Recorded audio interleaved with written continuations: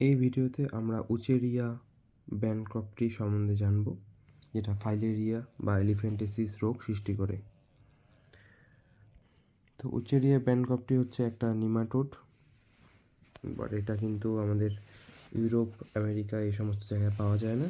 এটা India, Malaysia, Korea, Brazil এগুলো জায়গায় পাওয়া যায় এবং এটা লিম্ফ গ্ল্যান্ডের মধ্যে আটকে থাকে এবং আমাদের লিম্ফ প্রবাহে বাধা সৃষ্টি করে।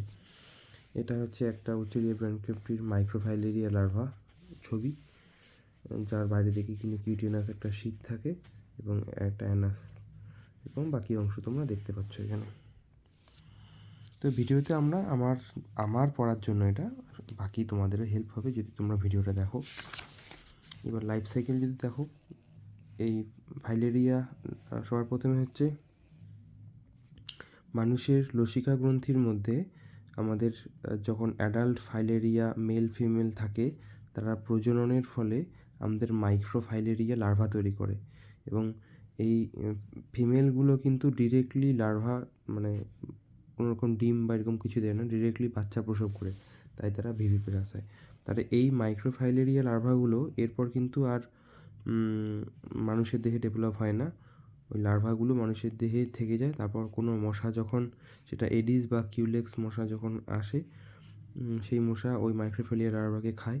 মনে রাখবে, মাইক্রোফাইলেরিয়া লার্ভা কিন্তু আমাদের ডায়ারনাল রিদম ফলো করে, মানে দিনের বেলায় দেহের ভিতরে রক্ত বয়ে থাকে এবং বাইরে, এবং রাত্রেবেলায় দেহের বাইরের দিক পেরিফেরাল ব্লাড ভেসেলের মধ্যে চলে আসে। এবার মশাটা খেয়ে নিল রক্তটা, বা মশার স্টমাকের মধ্যে গিয়ে কিন্তু আমাদের তার যে এই জায়গায় পড়ছিলাম কিউটেনিয়াস শীটটা, এই কিউটেনিয়াস শীটটা কিন্তু ডিজলভ হয় এবং এরপর ওই আমাদের লার্ভাটা হচ্ছে মশার যে থোরাসিক মাসেল বা উইং মাসেল সেখানে চলে যায় এবং উইং মাসেলে সেটা মেটামরফোসিস হয়ে ডেভেলপ হয়।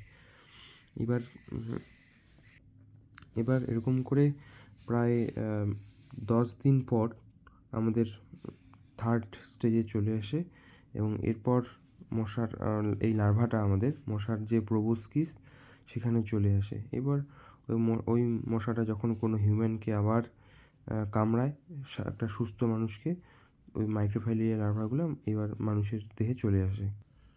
এবার মানুষের দেহে প্রবেশ করার পর মানুষের লসিকা গ্রন্থিতে এসে এই লার্ভাগুলো আবার অ্যাডাল্টে পরিণত হয় এবং সেখানেই তারা প্রজনন সম্পন্ন করে এবং আবার মাইক্রোফাইলেরিয়া লার্ভা জন্ম দেয়, আবার মশা খায়।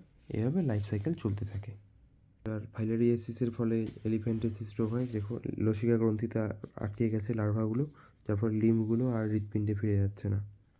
এবং এটা ট্রিটমেন্টের জন্য আমরা অ্যান্টিমনি এবং আর্সেনিক যুক্ত কম্পাউন্ড ব্যবহার করি।